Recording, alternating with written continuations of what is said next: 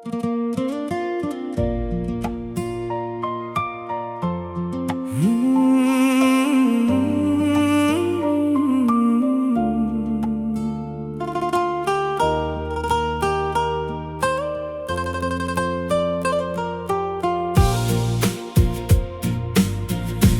មុខឬរាជោថា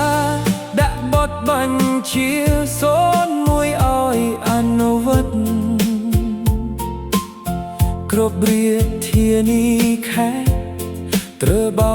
សម្អាតឲ្យអស់ដាច់ខាតស្កាមក្នុងភូមិសាសខ្លួនស្វាយរៀងខេត្តខ្ញុំទទួលបញ្ជាដាក់ចេញផែនការមើងម៉ាត់មុតស្រួយដឹកនាំដោយផ្ទាល់8ក្រុងស្រុកមេខេត្តកំណត់ត្រូវអនុវត្តឲ្យបានរដ្ឋបាលចំហបន្តធ្វើជាប្រចាំដូចភ្លៀងរលឹមមិនបានធោដៃ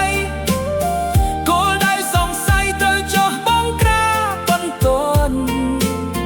ធានាឲ្យបានភូមិឃុំក្រុងស្រុកគ្មានស្កាម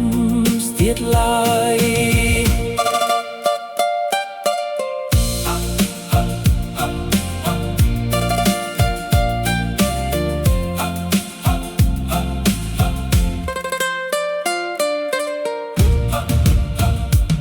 ប្រជាស្វាយរៀងសំពះដឹងគុណមិនខេតពេកពុនលោកខំប្រឹងប្រែងអត់លហើយរុញច្រានសេដ្ឋកិច្ចស្វាយរៀងត្រដ